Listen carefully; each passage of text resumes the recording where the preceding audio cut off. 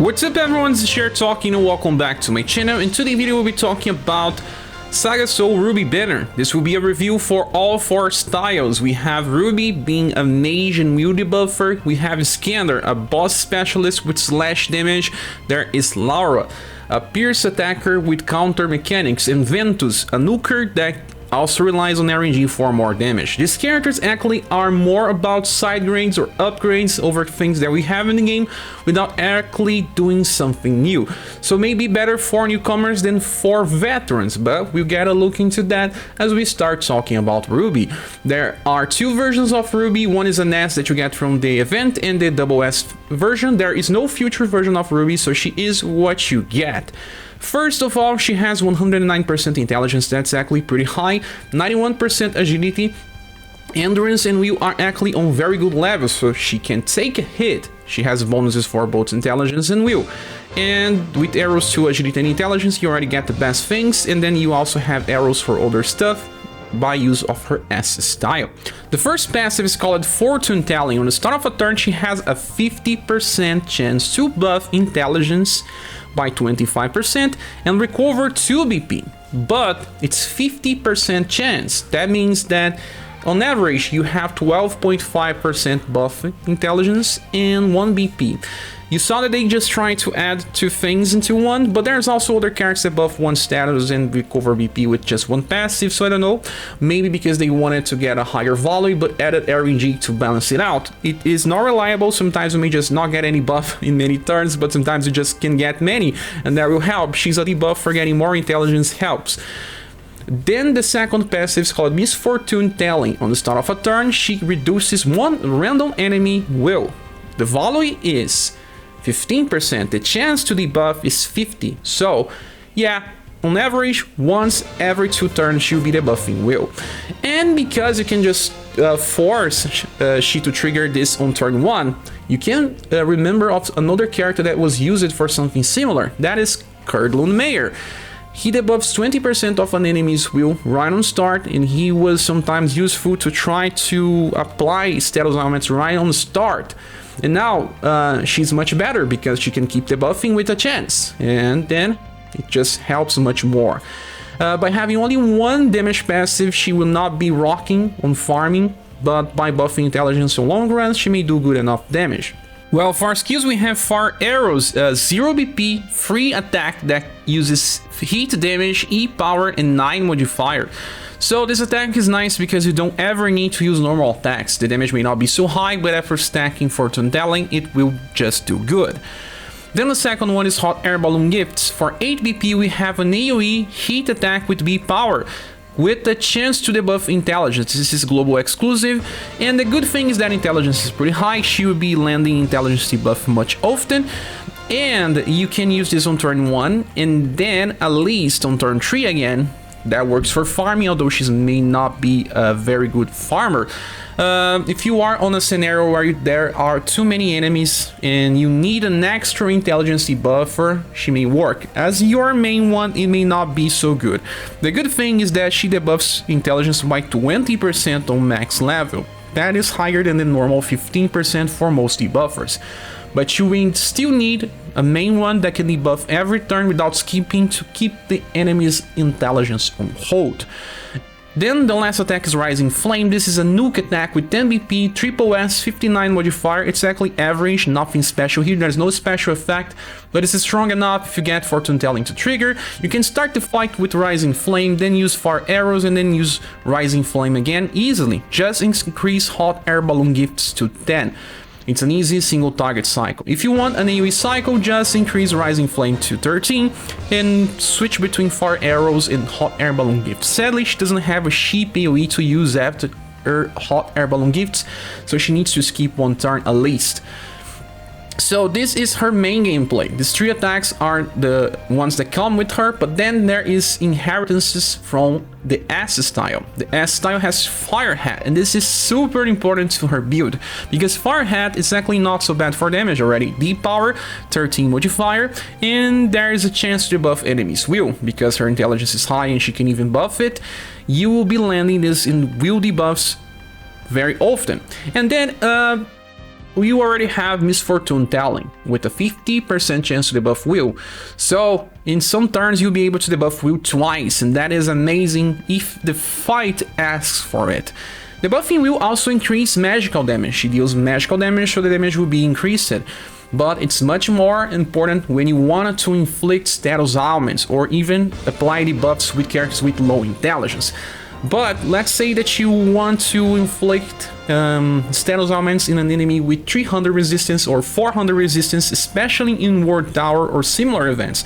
She'll be one of the best players alongside someone like Wicked Witch or even Orluge, and then you keep debuffing Will and then bring an attack like Shadow Chains from Orluge if it's paralyzed, or there's also Horror that comes from Evelyn that has a very high chance to inflict confusion, so you need a specific attack with high chance to inflict with Will debuffers, and she is one of the best ones in the game right now. So there is a gameplay that she works, although it's pretty restricted for people that are having difficulty dealing with some Ward Tower stages. There are other inheritances, but in my opinion they are not so important. There is Flame Whip, medium chance to paralyze with 8 power, so the power is good, but the chance to paralyze is medium. Like I said, there are characters with higher chance, like Orluge in Rock Bouquet. They have Shadow Chains, and Shadow Chains is more reliable because it just has high chance. Orluge also buffs his own intelligence if you have his older version with recurring region, and he will just have higher chances to paralyze. But she can just keep debuffing Will and he will be your status inflictor. So there is also another attack called Scorch. This is a double S attack with 49 modifier but medium chance to instant kill. There is a good thing, but I don't see single target instant killing being so important anyway, because in Conquest we can't use it anymore, at least with a guarantee.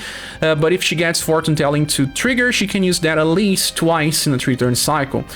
But it's too situational in my opinion. You are using her on boss fights, you can do nuke damage if you want, but if you just go for Fire Hat, use it, it's 2 BP, you save 1, and then when you want to use Overdrive, using Rising Flame just to maybe finish the boss. And that is her main gameplay, and useful for those having difficulty in Ward Tower, but also something that can be skipped, since if you have too many Will debuffers, you may not feel like you need Ruby. She is a little more restricted because she's not exactly the best farmer. We just got Rick and he's just amazing for farming. She is used against single target enemies, and that can be applied status ailments. And romancing fights sometimes don't even have any way to apply status ailments, so more like a Ward Tower specialist, or for future challenges. We will have future challenges where you can also debuff and apply status ailments, and then she will be a little more interesting than she is now. Although still a good character that has a role to fill, but will receive a low double S grade in the tier list, kinda very close already, losing the double S grade. Sadly, too restricted to be used in daily operations. Now I have a filter to all Will debuff attacks in the game right now, so that we can compare alternatives to Ruby's strategy. Ruby passive debuff is unique, but you can get Will debuffs with other characters, and they may just be good to be used together. First thing, Fire Hat can be used by 3 other styles. The first is a limited Aldora. The second is Strife, that can pass this to Scorn, that's actually pretty good. And also, this A Volcano can pass into his Platinum style, so some people may have it. Then for AoE, there is Shrill, that also works for single target for 3 BP, but only on Wicked Witch. Glinting Strike comes from Brownie, but she doesn't have such a high intelligence, may not work all the time. Then for 5 EP we have Dark Ball with the newest Rouge in Platinum Evelyn. Then there is an average intelligence with Mirza that may work in some enemies, but not all of them. And then there is also Psychosphere Shot with a White Rose. The other one worth mentioning is this one from Vassal that debuffs twice with Thunder Hail. So you don't need all of these characters. With 2 you are already set for most content. 3 is overkill for very hard challenges where you are trying to break through 300-400 resistance with Will debuffs. The next character is Ventus. We have only this style, nothing else for him in the future, but he can inherit something from this S style from Event. Well, this guy has a focus on STR and agility with 105% STR and 95% agility and bonuses for both, and arrows too. All the other status are just average, and he can take some hit, but is not exactly a tank or anything else. And this guy has other style with arrows for other status, so pretty easy to get him trained. In his case, I'll start talking about the skills and then I'll look on the passives because of something that I'll explain later. His first attack, Grasshopper, is a 2 BP attack with C power. That's already good enough. It's Pierce and Slash. This is an amplify over an old attack and has a chance to stun. But look, his intelligence is only 53%. That will not be enough for when you really need stun.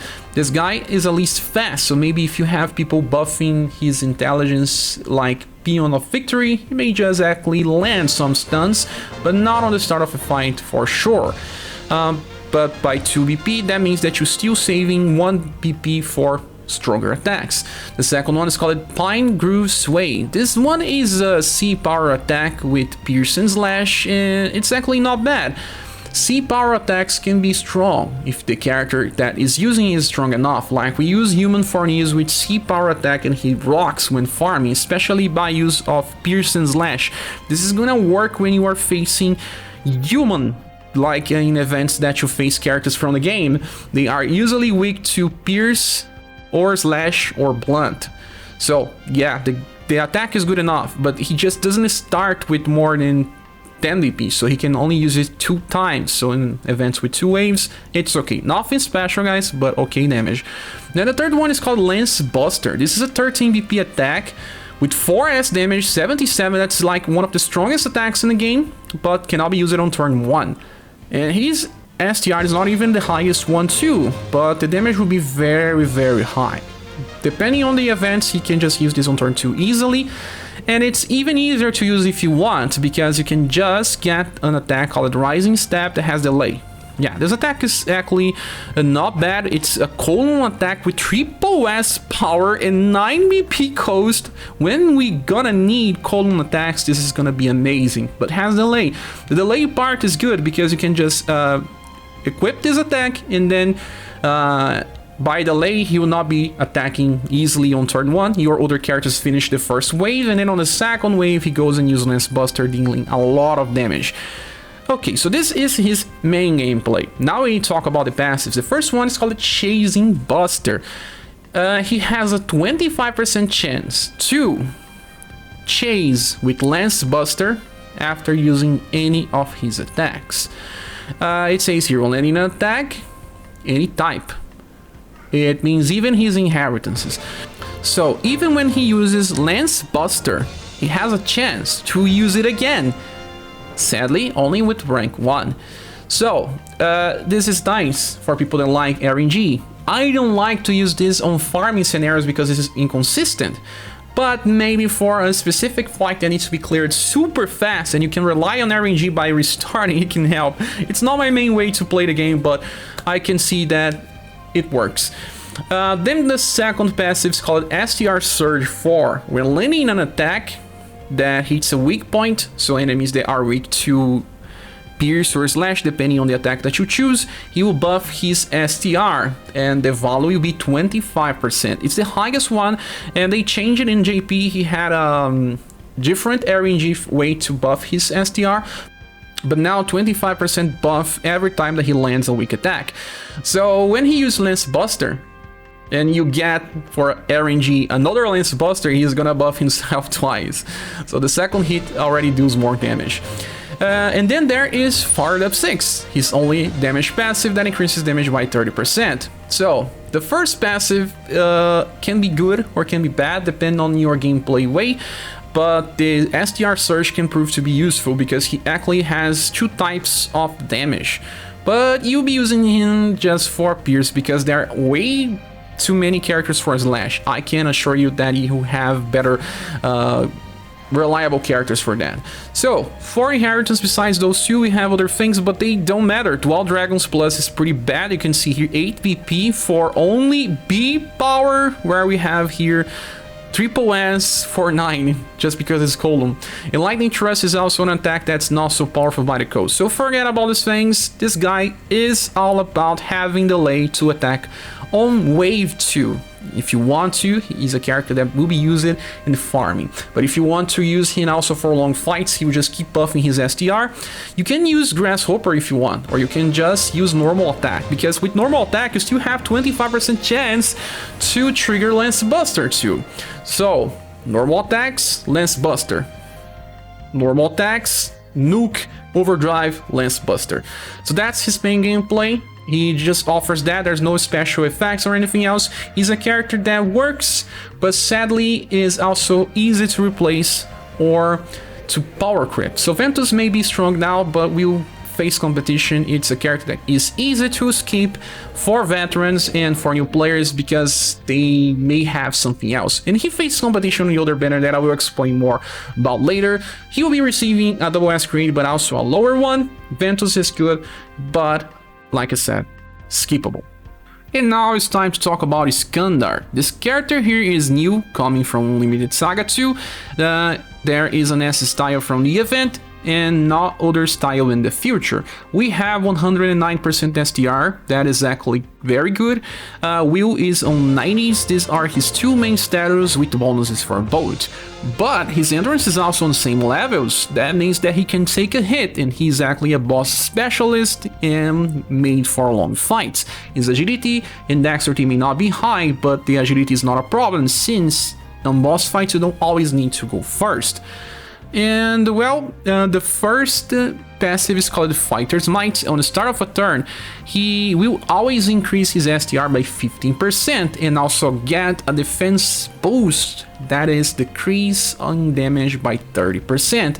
Defense boost is just so good because it can be used alongside guard up or any other defense boost that you have. Okay, so let's get a look into another character, that is Bart.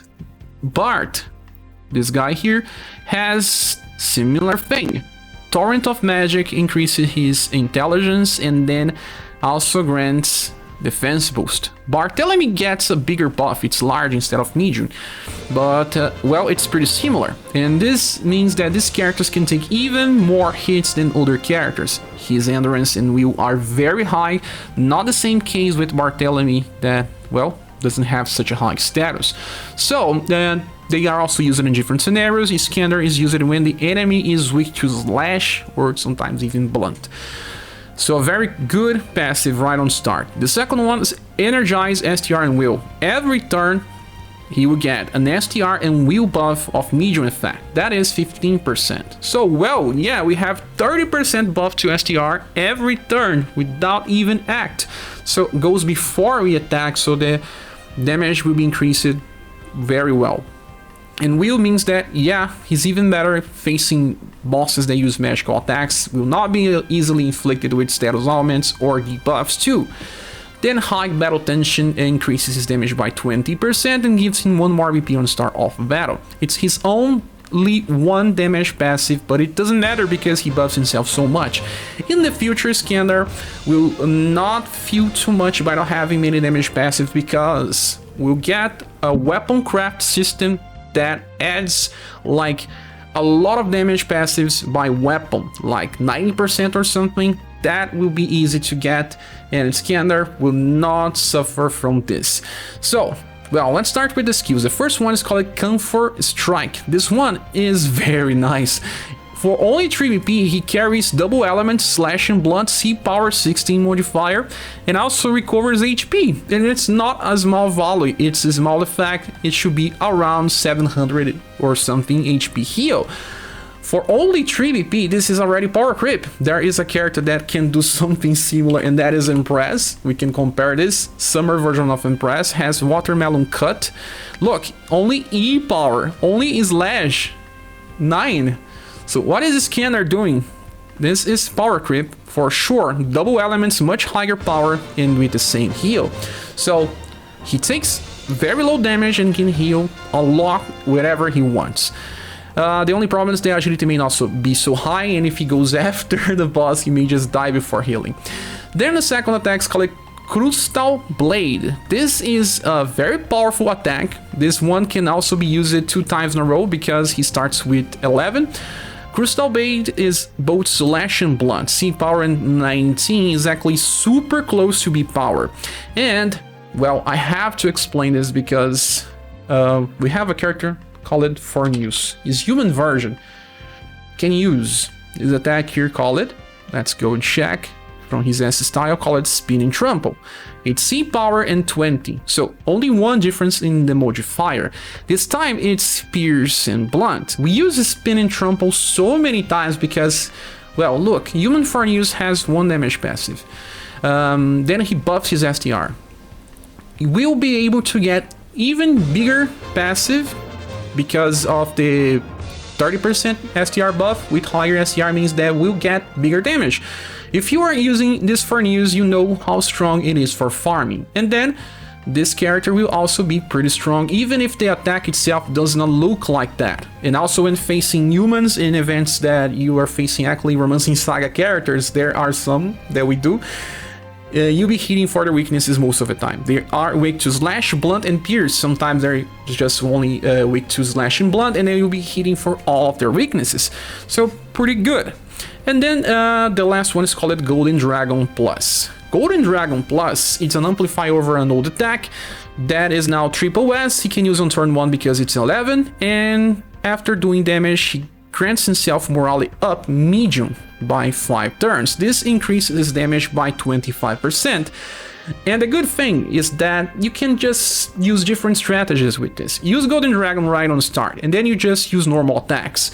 You will be able to use Golden Dragon again in some turns, and then before the effect wears off, you can just use it again. Because he already buffs his STR by every turn, the next time you're gonna use Golden Dragon, it's gonna do much more damage and just keep his morale up effect running. So you can also just use this one and then use sometimes Comfort Strike just to keep him on full HP. You only need 4 turns to get back to Golden Dragon, so 1 turn is enough to heal in between. So yeah, this character here has AoE, single target cycles, and works super well for boss fights, but also for farming because of Crystal Blade. Golden Dragon is good, but it's nothing so special. You can use him as a filler unit when farming single target boss too.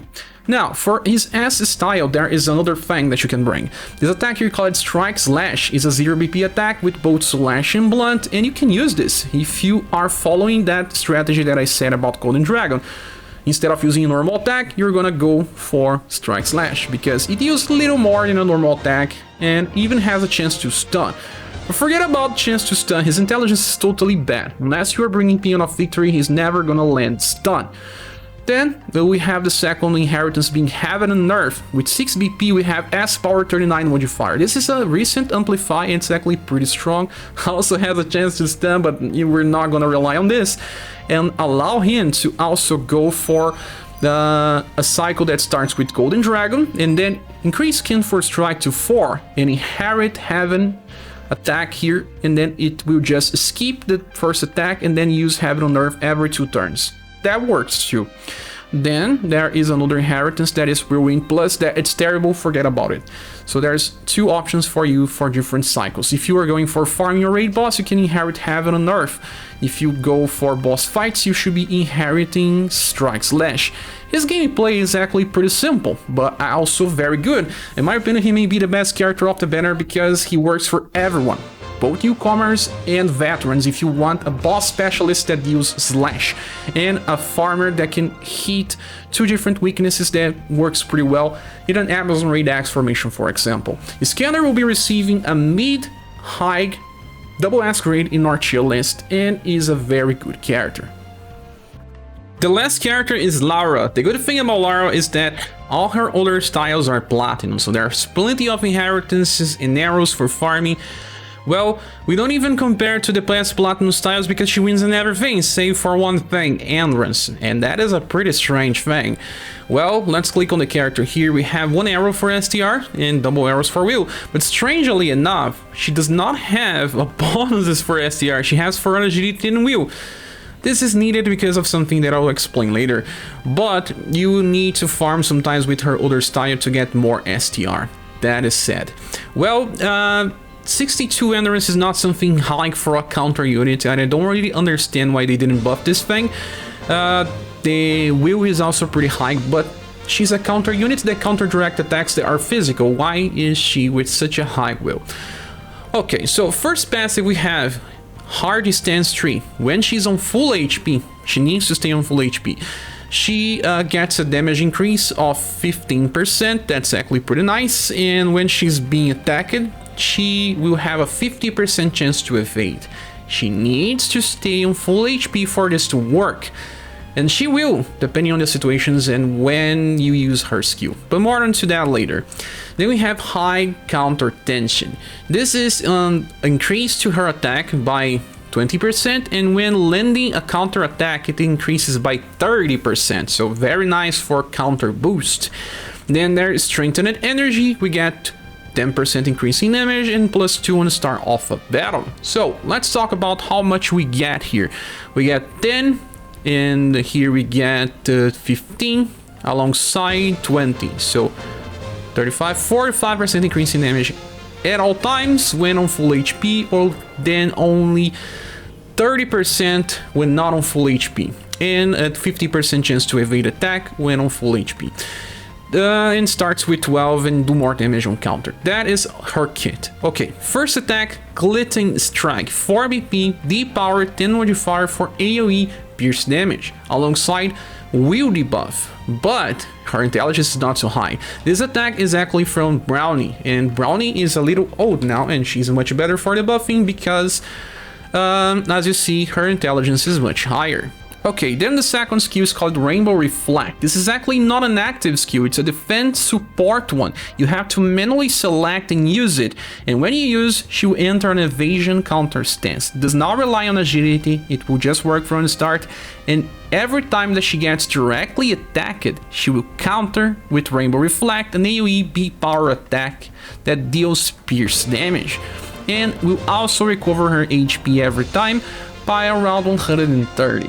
Well, the damage will be pretty high if she's on full HP and everything, 45% increase in damage, with a chance to evade and even indirect attacks sometimes. So that's why she's healing, because if she's getting hit by spells or indirect attacks, she's not on full HP anymore. So she will just sometimes recover to get the passive to trigger again, but it may not be so reliable. And Rainbow Reflect reminds me of a character that we got in the start of the year, and the character was Princess Lion. She still works pretty fine, even though they are pretty similar. We have Savage Lion. This time it's a defensive counter stance, so she takes damage. That means with B power, they are comparable, very similar, although Laura on full HP deals more damage. She also has a counter increase. The good thing about this version of Lion is that she recovers BP every time that she counters instead of healing. She heals actually with the passive and buffs STR, so the more you counter, the more damage you do, you heal, and may also use that more often. Sometimes she may not sustain the amount of damage she receives, so that's why you may need to bring Impress or someone with guard up, defense enhancement, so that she can sustain. But she will be able to use this much more often. She goes use Savage Lion twice in a row, she can too, and then by the number of counters you can just use Savage Lion even turn 3 and sometimes on turn 4 without much problem. So there is this comparison with Laura. Laura will be able to use this twice in a row, and then after that she has to use 2 normal attacks, and even on turn 5 to get Rainbow Reflect again. So what happens in those 2 turns where she is not countering? I don't know. But at least she has evasion. Evasion will help survive when she's countering. The other 2 turns she may need a heal or something, but well, the 50% chance to evade may help, but you may need to retry as well. With that said, it's okay, but there's also another character that counters with Pierce, and this time it's Rupina. We need to look on Rupina, because if you have UDX Rupina, you are not getting a real upgrade here. UDX Rupina is powerful, and she has Crossbreak, one of the best attacks in the game, but Torrent is what we need to see. 10 BP, it just deals 8 power damage. Okay, it's only slash, but then it's fast, meaning that she always goes first, and enter an evasion counter stance that counters with dual torrent that is both slash and pierce. So yeah, it covers pierce. Every time she counters, she recovers BP just like Golden Lion. That means that if she counters at least 3 times, it's kinda 7 BP too. And after she uses Torrent, if she doesn't have enough BP, she can just go and use Dual Wielding Stance. That recovers plus 3 BP, so that she does not need to normal attack, and she gets back to Torrent easier. So there is this. You can even use the Christmas version of Urpina with Torrent if you want to have more BP, and she also relies on having full HP. If the enemy is only using direct attacks, it doesn't matter. If he uses indirects too, sometimes she would just lose many damage passives.